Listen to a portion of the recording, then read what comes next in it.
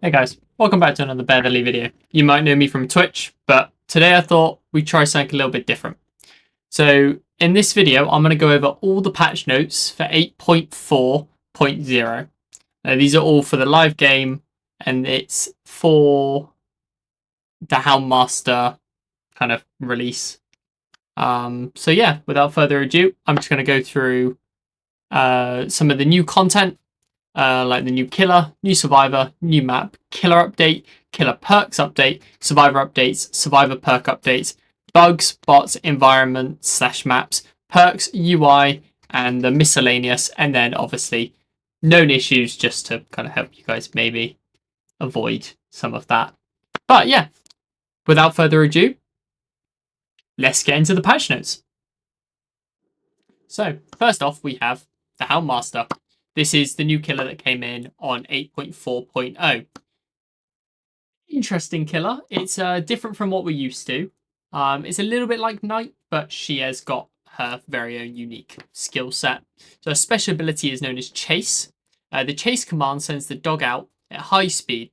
Pressing the power button again redirects the chase, pivoting the dog's path. When the dog catches a survivor, the dog starts a grab. The survivor becomes hindered and is pulling towards the Houndmaster. The survivor can get free by stunning the dog, or it can be rescued by another survivor. Grabs that end without injury leave the survivor hindered.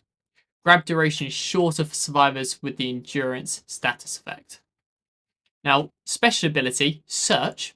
The search command sends the dog to a target location, creating a search path. It has its own lullaby, and as it moves, its hound sense radius rises over the duration travelled. Distance travelled, sorry. Survivors who enter the radius are affected by hound sense and revealed by killer's instinct. If the Houndmaster follows the dog's search path, she gains increased movement speed over time. Leaving the search path ends the bonus move speed, however. Now, the special effect, Hound Sense, as just mentioned. Healthy survivors affected by Hound Sense receive deep wounds when injured. Injured survivors affected by Hound Sense suffer from louder grunts, grunts of pain, and longer pools of blood when put into a dying state. Basically, it makes the Houndmaster find you easier, so not ideal. She has obviously 3 unique perks, as all things do in this game. So she's got All Shattering Thunder, Scourge Hooked, Jagged Compass, and then No Quarter. So, All Shaking Thunder.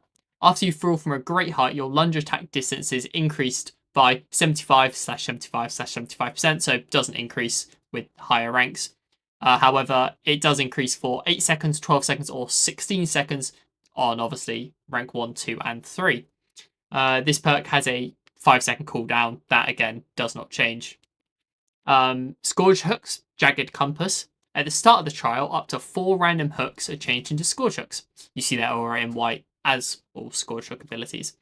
When a survivor is unhooked from a non-Scourge Hook, it becomes a Scourge Hook, however. So, interesting. When you hook a survivor on a Scourge Hook, the aura of the generator with the most progress is revealed in yellow for 6, 8, or 10 seconds, obviously depending on rank 1, 2, or 3. No Quarter. When a survivor reaches 75% of a self-heal, they are faced with continuous skill checks. If one of these skill checks is missed or the heal is interrupted, the survivor becomes broken for 20, 25, or 30 seconds. Now, No Quarter is essentially Merciless Storm, but for healing instead of generators. So overall, she does have a very, very unique skill set coming in. It's definitely got its own kind of twists and turns in there. From what I've played against at the minute, she does seem fun to play against and to play.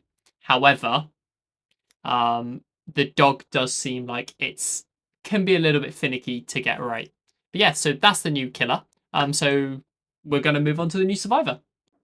So, new survivor, Taurie Cain or Khan. Not 100% sure if I'm pronouncing that right. If I am pronouncing it wrong, by all means, please correct me in the comments. But yeah, 3 new perks, individual perks coming in, obviously, as always with all new characters. However, a little bit unique, we do have a new invocation. So maybe behavior's gonna sort of bring that back a little bit. why I say bring it back, actually make it useful, because as we all know at the minute, they're not great. Being broken for the rest of the trial is never really ideal, but you know, maybe. So invocation, treacherous crows. When in the basement near the circle, press the ability button 2 to begin the invocation. Invocations take 60 seconds, so it doesn't increase with rank increases. Other survivors will see your aura during this and can join ongoing interactions. Once the invocation is complete, however, obviously it disables that for the player so they can no longer see you doing an invocation because you're not doing one. So once done, you become injured and broken for the rest of the trial, which essentially means you can't be healed and you're injured. Not ideal. However, when a survivor is in the terror radius and the killer scares a crow, the aura is revealed to all survivors for 1, 1.5, or 2 seconds. So, very specific situations, this could be quite good. Don't know how often I'd be using it, and I don't know if that's worth being injured and broken for the entire game. Really doesn't seem like it. I think I can see what behavior we're trying to do with this, but I really don't think it's one that's sat very well. And a lot of the people I've talked to also aren't a fan of this perk. I certainly won't be running it in any build, and I hope none of my party ever is running that. But that's the same with all the invocations of the two. But besides that, second perk, Clean Break. After you finish healing another survivor while being healed by another survivor, press the ability button 1 to become broken. After 80, 70, 60 seconds, you become healthy, obviously increasing with rank 1, 2, 3 amp. So, yeah, after you finish healing another survivor while being healed by another survivor, press the ability button 2, 1 to become broken. After 80, 70, 60 seconds, you become healthy. I know I just repeated that, but I feel that's a little bit, it's a strange wording. So, essentially what that means is if you're injured while healing another survivor while they are also being healed by another survivor, you can just take that broken penalty, but after the 80, 70, 60 seconds, it heals you back up. So, could be good. It's more of a kind of, if you're not in chasing, stuff like that, or if you are in chase, obviously, it is also quite useful. It just means you don't have to waste that time with having another survivor there healing you, and you can just also heal after a little while. But again, it does lock you out of being healed, so use with caution. And finally, the one that we were most excited about, Shoulder the Burden. Now, once per trial, as long as you are not on death hook, press the ability button 2 in front of a hooked survivor to unhook them. Once they are unhooked, they lose 1 hook state and you gain 1 hook state. You also scream and become exposed for 30, 25, or 20 seconds. Now, we were very, very excited to see this. A hook shifting perk seemed like a very, very good, cool, very unique idea. Now, they did also seriously nerf this perk as well, as we thought we could have our kind of core looper kind of just taking all the hooks from all the survivors, or vice versa, we could have our core looper not getting hooked at all during an entire game, because we could just jump the the hook states off of them whenever they were hooked, which seemed like a really cool thing. But they did limit it to 1, which does make sense. However, what really killed this perk for us in my kind of circle is the screaming and becoming exposed for 30, 25, or 20 seconds, because you're already gaining a hook. The killer isn't actually losing anything there by just having another person take a hook status, but you are seriously, taking a big burden by screaming. So, and becoming exposed. So, obviously, not ideal. I can see exactly what they were going with that as well. I would like to see something like this again in the future. Just maybe not quite as killer-sided, I guess. Just the swapping of the hooks seems like a good place to stop. Even, the screaming, yes. Just maybe not the exposed. I think that was a little bit overkill. Behavior does seem to kind of throw exposed onto a lot of perks if they just think they're a little bit too one-sided, and a lot of the time it does end up being a lot more killer-sided. Obviously at rank 3 only 20 seconds is not that bad, but still not the best. So there is a new map coming. However, it is not part of the 8.4.0 update. I know. I said I'd only be covering this stuff in the patch notes, but technically it is in the patch notes, so I'm not lying. Very, very short. A new map on the other side of Mount Ormond is here. However, it is only available for testing on the PTB servers. Explore the Ormond Lake Mine. That's all there is to that section. But it is not part of the 8.4.0 release. So if you want to check it out, head to the PTB servers. I don't have a clip of it here, but by all means, go check out there. So, features. So these are new features that have come with 8.4.0. Fucking hell, I think I've said 8.4.0 way too many times in this video, but I digress. So, features. Survivor Activity Hub improvements. This is something we've been asking for quite a long time, and finally got it. So, all activities now surface their progression on the activity HUD. Previously, this was just on generators and recovery, but this means, we've got for healing, that was already on there, I think, but, all this kind of extra stuff. Totems, it's not just, a symbol now, it actually has an icon, which is nice, and it has a progression bar. So, yeah, there's that. Very, very good. A new activity was created to differentiate when a survivor is mending or healing themselves. Before it was the same thing. So that, very good. Very nice. A new activity was created to differentiate when a survivor is blessing a totem. So cleansing and blessing, different things now. We have own individual widgets, I guess you would call them. And some killer power interactions which were previously missing are now included on the activity HUD. Now, these aren't huge, big changes, but they are nice quality of life changes to kind of just have there. Perks HUD improvement, visual differentiation between a perk being temporarily available from being disabled completely. First time implementations of new invocation perk. So, overall, again, quality of life, nice to have.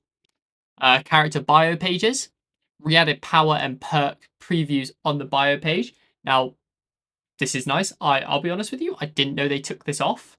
But then I've been playing for quite a while, so I kind of know the general consensus of what the perks and that sort of stuff are doing now. Anyway, but and the store, obviously last season or last patch, I guess, we had a huge change to the store already, and they keep improving it, and I respect Behavior very much for that. So Behavior, thank you, shout out to you guys, very, very nice. So changes to the store. The feature page main carousel can also display bundles now, which is big change. Before it was just singles, like costumes, stuff like that. But now I assume it's a lot better. We've got the whole bundles rather than individual snippets of bundles. And the feature page bundle widget is now a carousel that shows bundles and collections. So two not huge changes to the actual store, but nice little kind of snippets here and there just to make the general store feel a bit nicer and just better to use, which is very, very nice. Behavior does seem to be bringing out a lot of nice quality of life updates. And I know that's been an issue for a lot of people for quite a while, that the game does feel old and quite kind of outdated, but with all these small but noticeable improvements to the quality of life, I genuinely think Dead by Daylight is becoming a lot more modern. It's kind of being taken into the modern age a bit more, rather than still being a bit in the dark with that sort of like their store and stuff like that. So with the killer updates, there is quite a few. However, they aren't hugely long. They're more base kits and just a couple of add-ons. So I'm going to cut it up a little bit, but you'll see. So first off, we got Dark Lord, Demogorgon, and then Ghostface. So we'll be doing those 3 first, and then I'll switch over to the rest of them. Obviously, I have the patch notes up on screen so you guys can read along as well. So starting off, the Dark Lord has a change to his base kit, increasing the shapeshift cooldown to 3.5 seconds, whereas it was 2.5 seconds. Now, not a huge loss for him, but, some people might see that as a huge loss. Vampire form increases Hellfire cooldown to 10 seconds, was 7 seconds. Now, this is going to hurt a lot of people because I know that's very good for countering quite irritating looping locations. However, tough shit.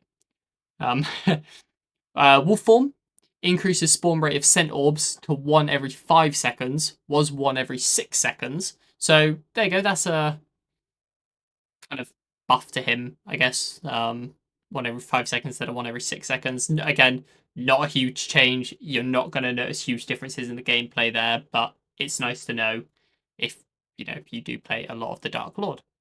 And then Wolf form decreases the Wolf's pounce charge time to 0.85 seconds, whereas it was 1 second. Now that's a buff. Again, 0.15 seconds. Realistically, you are not going to notice a huge difference there. But I guess some very, very tryhardy kind of, play every day, all day sort of thing, they're going to know. They're going to notice that. That's a nice buff to him there. So next we've got the Demogorgon, and this is base kit. Decreases the portal setting time to 0.85 seconds, whereas it was 1 second. Decrease portal entry time to 1.35 seconds, whereas it was 1.5 seconds. And then increase upside down time travel speed to 28 meters per second, whereas it was 20. Now, I'm very glad that we're seeing some Demogorgon buffs. Personally, I suck at Demogorgon, so I can't play him. But I do love playing against Demogorgons, and I feel we don't ever see any Demogorgons. I know there was that weird period where the Stranger Things expansion pack was like, £800 or some ridiculous thing like that. But obviously it's gone back to normal now. But we still don't see any Demogorgons. So I think hopefully with this kind of extra buff coming in to his base kit, we might see a couple more. Fingers crossed. Next we got the Demogorgon add-ons. So this is Viscous Webbing, which is an add-on for him. Increasing the sealing time of portals by 10%, was 16%. So, that's a bit of a nerf. Thorny Vines increases the area of effect of active portals by 1 meter. Increases the sealing time of portals by 8%, was 11%. Upside Down Resin increases the sealing time of portals by 20%, was 28%. Lifeguard Whistle reveals survivors near active portals without charging of the abyss. Removed. Gone. Instead, that one, I like that one. Instead, now it just increases the number of portals by 2. Now, buffs to his base kit, nerfs to his add-ons. We'll have to see how that goes. So he's got some nerfs and some buffs, but we'll see. Next we've got the Ghostface. My personal favorite character, if you couldn't tell. Obviously, if you've ever been on my Twitch, you understand. So this decreases the Night Shroud's cooldown to 17 seconds, was 20 seconds, and decreases the time to mark survivors to 4.5 seconds, was 5 seconds. Now, I'll be honest with you, I did not think we needed a Ghostface buff by any means. I think he was in a very good place. But then, what do I know? I'm a Survivor main now, so it puts him in a good spot. It does give him that ability to contend with slightly newer survivors with these sort of extra notes that they're all bringing in now. Next we have his add-ons. So Philly decreases the time to mark survivors by 10 seconds, 10%, was 20%. So there you go, that's a huge nerf to him there. And then Wally Eye's matchbook decreases Night Shroud's recovery time by 3 seconds, was 6 seconds. And again, obviously, nerf to his add-ons there. I think we're seeing a lot of nerfs to add-ons, but buffs to the base kits. I guess that does make us rely on the base kit a bit more rather than just chucking on loads of add-ons. Which, I see why they're doing it. Overall, do I think that they needed to kind of buff him in the first place? No. Maybe a little bit of a nerf was probably good, especially in Ghostface sort of situations, I guess. But yeah, so that's the first ones. Now we'll move on to the next ones. So, the good guy, obviously, Chucky. If you've ever watched any of my streams, you'll understand how much I hate Chucky. So, I'm going to just say it, I'm going to gloss it over. I'm not going to make any comments about it because every buff about him to me is absolutely disgusting. So, we're just going to get straight over it. Base kit decreases scamper time to 1 second, was 1.5 seconds. Increases the hidey ho mode's cooldown to 12 seconds, was 10 seconds. Add-ons, rat poison decreases range to 6 meters, was 12. Decreases duration to 2.5 seconds, was 5 seconds. Now, scamper, sure, I can see why they buffed it a little bit because it was quite underused. You didn't really see many people using it because it wasn't worth it. It was quicker to go around most of the time, but whatever. And the hidey ho mode cooldown to 12 seconds, was 10 seconds. I do think that is a very, very fair nerf to him because that mode hurts a lot. But forget him. Fuck Chucky. Next, the Lich. So, Lich, very fun. Obviously, killer just before the Houndmaster. Yeah, they're already obviously changing him. So we've got the base kit changes. Decreases Dispelling's sphere cooldown to 35 seconds, was 38 seconds. Decreases Flight of the Damned cooldown to 35 seconds, was 38 seconds again. Decreases Fly's cooldown to 25 seconds, was 38 seconds. Increases Mage's Hand's cooldown to 40 seconds, was 38 seconds. Increase the cooldown after cancelling a spell to 1.25 seconds, was 1 second, and then decreases the time Dispelling Sphere dispels magic items to 45 seconds, was 60 seconds. So obviously a lot of it was set at 38, sorry, and they are changing a lot of that. They've obviously changed pretty much everything that he's got there. Whole rework almost of his kit.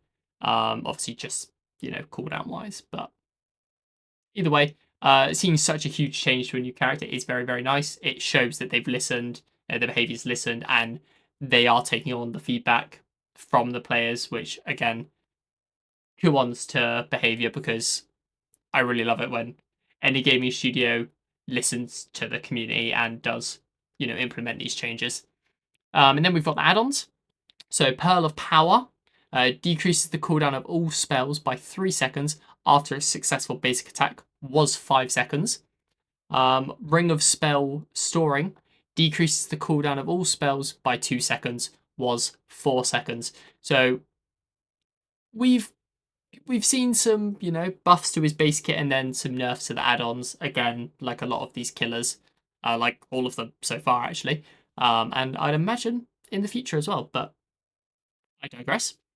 I do think the changes to his base kit, very nice, makes them a bit more playable, and they haven't really buffed his kind of combat ones as much, but his traversal, like the fly and stuff like that, cooldowns to 25 seconds instead of 38 seconds. Nice changes to the sort of just way that you can play him and get yourself into these kind of situations in chases, rather than just, haha, I win now sort of thing. Changes to his add-ons. not huge differences, but I do think with these buffs to his base kit, I do think the nerfs to the add-ons do reflect what they're trying to do with him now. Next, we've got the Mastermind, Wesker. We all love a Wesker. Not a huge change to him. Obviously, he's been out for quite a while now, so he's got a change to his base kit, which is decreases the virulent bounds cooldown to 5.5 seconds. Was 6 seconds. So again, 0.5 of a difference there, but it does make a little bit of a difference when you actually start looking at these sort of things. And he's got a change to his add-on as well. Leather gloves decreases virulent bounds cooldown by 8%, was 10%. So it's more just put the add-on onto his base kit, which again, nice to see them still, even with these older killers, going back, looking at what people are saying, changing them, implementing the add-ons into the base kits when they see these add-ons being used all the time, non-stop, to then see them actually implement them into base kits. It is very, very nice. And lastly, we have a change to the shape. Good old Michael Myers. So there's a lot of changes coming to him, but because he's got a lot of stages, a lot of speeds and maths going ahead. So let's just get straight into it and get it over with. So changes to the shape's base kit, increases evil within 1 movement speed to 4.4 meters per second, was 4.2 meters per second. So a little bit faster in those tier 1s. So you scratch mirrors Mikeys, you're going to be happy. Increase maximum stalk per survivor to 20 points, was 10 points. So scratch mirror Mikeys, you don't give a fuck. But, anyone that's going for those double Aries, obviously, go. Decrease the amount of evil within required to reach evil within 2 to 3, was 5. That's if you've played Michael, you know that's a significant drop. And we're going to hopefully, in quotation marks, see a lot more Michaels going forwards from here. Because that's a huge buff for him. And increase the evil within gain multiplier when stalking afar to 1 was 0.1. So again, huge multiplier for Michael there. And then we've got finally decrease the evil within gain multiplier when stalking from up close to 0.4, was 1. So that's Michael is meant to be played a bit further away now. I think it was because we were seeing a lot of Michaels getting very, very close, stalking, and then just tombstoning. Obviously, was not very fun and ended games, and I do think that made people not like playing against Michaels. However, he has got some changes to his add-ons. So, Fragrant Tuft of Hair, which is one of his iridescent add-ons, increases the evil within 3 requirement to 20, was 10. So, again, huge nerf there to that. Lock of Hair, which is the purple version of the iridescent one, decreases the evil within required to 50%, was 100%. So again, big nerf there as well. Judith's Tombstone increases evil within 3 required to 20, was 10. So again, big nerf to that. Tombstone Piece increases the evil within required for evil within 3 to 15, was 7.5. So again, a lot, double in there. And then Scratch Mirror decreases evil within 1 movement speed to 4.2 meters per second. And that's just new. That's just new. So there you go. That's some nice changes to the shape. Obviously, we're seeing a lot of his add-ons just being moved into his base kit. And obviously, they then take that out of the add-ons. But I do think that gives us a nice change to Michael.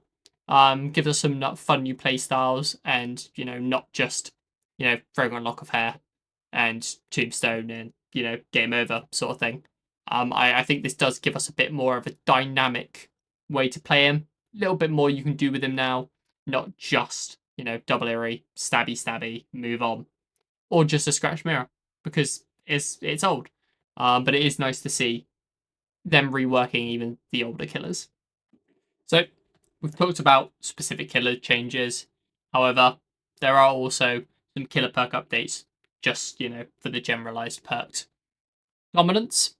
The first time each totem and each chest is interacted with by a survivor, that totem or chest is blocked by the entity for 8, 12, 16 seconds, obviously for rank 1, 2, and 3. Was 4, 8, 4, 6, and 8. So the lowest one was the old highest one. So quite a big difference there. Human greed. You see unopened chests auras and survivors auras are revealed for 3, 3, 3 seconds when they enter a 8, 8, 8 meter range. You also gain the ability to kick chests to close them. This ability has a 30, 25, 20 second cooldown. Was 60, 45, and 30 seconds. So the aura reveal time staying the same and the kind of area that it affects staying the same. However, the kicking chests side of that perk is getting a bit of a buff there. So nice to see. Languin Touch. Hopefully I'm pronouncing that right. If I'm not, sorry guys. When a survivor within 36 meters of you scares a crow, they gain the exhausted status effect for 6, 8, 10 seconds. This perk has a 5-second cooldown, was 20 seconds. So, that's a pretty big dip there. From 20 down to 5. That's we'll probably be seeing a lot more of that in the future. And then lastly, we've got Weave Attunement. When any item becomes depleted for the first time each match, it is dropped. You see the aura of dropped items. Survivors within 8 meters of dropped items have their aura revealed to you. Was 12 meters, so there you go. 4 meter drop there. Affected survivors see the item's aura. That's new. That wasn't part of it before. So there you go. Little bit of a unique element to the survivors as well there. And finally, for this perk, when a survivor picks up a survivor's item, they suffer the Oblivious status effect for 20, 25, or 30 seconds. Now, again, that hasn't changed, but seeing those, any time Oblivious is kind of used is always a little bit unfortunate. And obviously that's 20, 25, and 30 for rank 1, 2, and 3. And that's it for killer perks. So, survivors. Survivor general update. Literally one thing. Decrease the time it takes to unlock chests to 8 seconds. Was 10 seconds. 2 seconds, I guess that's nice. It's quite a big decrease, but no one's really. It's more of a time saving thing. No one's opening chests in Chase anyway, so big dips in that sort of time is no big deal. However, we have got a lot of survivor perk changes. So we've got 6 survivor perk changes. Well, 5 and then one that's more description change, but I'll get into that in a second. So first off, we have Ace in the Hole. When retrieving an item from a chest, there is an 100% chance that an ultra rare or lower add-on will be attached to it.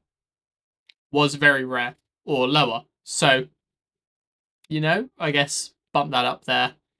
Basically, there will be an add-on that could be ultra rare. Yeah.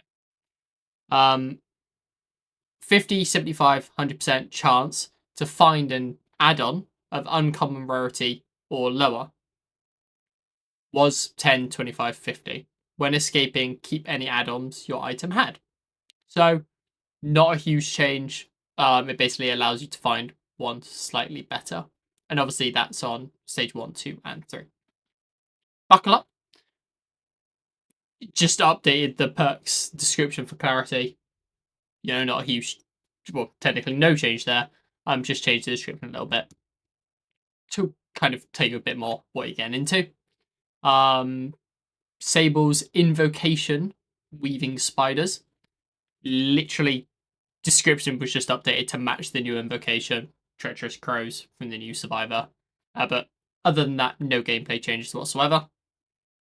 Just makes it match the description, so all the invocations going forwards have the same descriptions. Pharmacy. When injured, pharmacy activates. That's gone. Removed. Gone forever. Right? Gone. Unlocking chests is 70, 85, 100% faster. Was 40, 60, 80% faster. So there you go. Some nice increases there. And obviously stage 1, 2, and 3. The hearing distance for noises from unlocking chests are reduced by 20 meters. Was 8 meters. So again, good. Nice. Big buffs for those slightly more underused perks. And obviously, as always, pharmacy guarantees an emergency medkit upon completing this interaction. So once you open the chest, boom, 100% chance of a medkit. Who doesn't love an 100% chance medkit? Only thing better than a 100% chance medkit, 100% chance flashlight, but I'm getting ahead of myself. Plunderer's Instinct. The aura of all unopened chests and items in the environment are revealed to you when standing within a 32, 48, or 64 meter range. Again, obviously, stage 1, 2, and 3. Was 16, 24, 32 meters. So again, the highest becoming the lowest, but in this case, good. So, pick up the survivors there. Increase the odds of finding higher quality items from chests by 50%. Was 14, 24, or 46. So just flat 50% odds on all the stages there. Scene Partner. Scene Partner activates when you're in the killer's terror radius. Whenever you look at the killer, scream, then see the killer's aura for 4, 5, or 6 seconds. Was 3, 4, or 5 seconds. So there you go, just 1 second increase for each stage there. You can see stage 1, 2, and 3. There is a chance you will scream again. If you do, you will see the killer's aura for an additional 2 seconds. Scene Partner then goes on cooldown for 40 seconds, was 60 seconds. So, again, big buffs there. Getting that good aura sense and not having to have it on cooldown for so long. Again, big perks there. Lastly, we have a few known issues kind of surrounding the Houndmaster. Obviously, with every new killer that comes in, there will be issues and unforeseen consequences of adding them in that you can never prepare for. But I thought I would let you guys know what they were, so you could either avoid them and maybe not have these issues, or potentially exploit them if you can find a way to do that. I'm not condoning that, but I know a few of these people have done that with. So I'll just let you know what they are. The search path can appear above the ground when the search command sends the dog to a different elevation. So if you're on different levels of the map, say like RPD, something like that, it won't always indicate where the thing is, which is not ideal, obviously. While running on the search path, the Houndmaster very rarely does not earn the movement speed bonus. Again, not great, because that is a very good bonus to that. Survivors performing the grab rescue interaction on another survivor will play the corresponding animation after rescued survivor is freed from the dog instead of during the ongoing interaction. So late animations, we see that quite a lot. But alas, because I think we had an issue like that with unhooking last season, where it would always give us the unhook animation after they had already been unhooked. But again, I'm sure they will fix it. Survivors involved in a grab display the broken status effect symbol instead of the incapacitated status effect symbol. Not a huge gameplay issue there, just some visual issues. Obviously, you don't want to see that, but it happens. Not the end of the world, because you're not getting the broken status effect. You are still getting the incapacitated. It's just showing up a little bit wrong. The Houndmaster is missing a dog during the match results screen. Again, Not a big game issue, just a visual thing. Doesn't change the gameplay in any way, just a little bit irritating.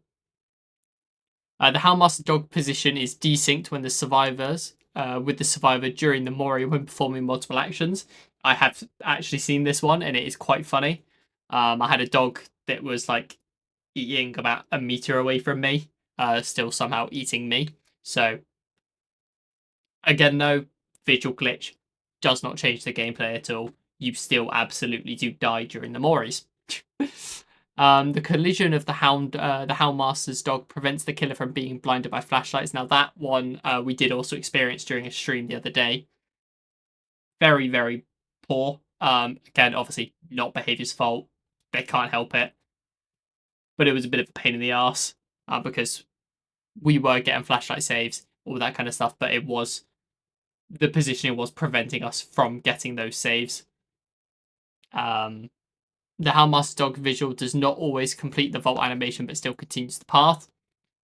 Just a visual thing. It kind of just phases through, just random. If you've got like a pallet down or something like that, it won't go over it. It will kind of just go through it. I don't know if that changes the speed at which it should because it's not completing the whole animation.